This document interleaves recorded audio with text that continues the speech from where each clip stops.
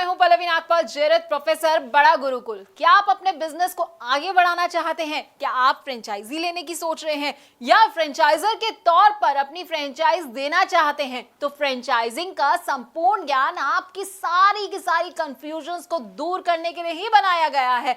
इस कोर्स में हम आपको बताएंगे कि फ्रेंचाइजिंग का मतलब क्या होता है। फ्रेंचाइजी, फ्रेंचाइजर, फ्रेंचाइज, ये सारे ना बड़े अलग अलग तरह के शब्द हैं, लेकिन सुनने में एक जैसे लगते हैं। तो इनमें अंतर क्या है, इनमें स्कोप क्या रहेगा आपके लिए और इनकी क्या क्या इंपॉर्टेंस है, ये हम आपको इस कोर्स में बड़े अच्छे से समझाने वाले हैं। इसके साथ ही हम आपको ये भी समझाएंगे कि बिजनेस और फ्रेंचाइजिंग में आखिरकार क्या अंतर होता है, फ्रेंचाइज और एजेंसी क्या होती है, एजेंट और फ्रेंचाइजी इसमें क्या डिफरेंस होता है, इसको भी कवर करेंगे।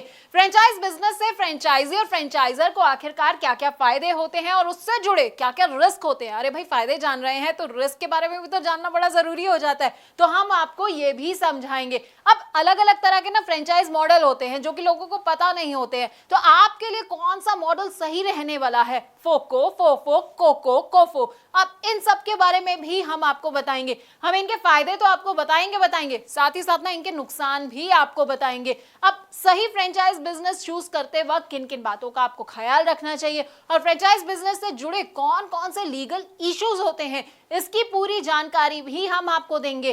फ्रेंचाइज बिजनेस में सबसे इंपॉर्टेंट होता है फ्रेंचाइज डिस्क्लोजर डॉक्यूमेंट। अब इसके बारे में ना आपको विस्तार से अगर कहीं जानकारी मिलेगी तो वो आपको हमारे इस कोर्स के जरिए ही मिलेगी। इसमें क्या क्या आइटम्स होते हैं, कौन कौन से क्लॉजेस होते हैं, साथ ही आपको फ्रेंचाइजिंग अग्रीमेंट और उनके टाइप्स के बारे में भी हम पूरी की पूरी जानकारी देंगे।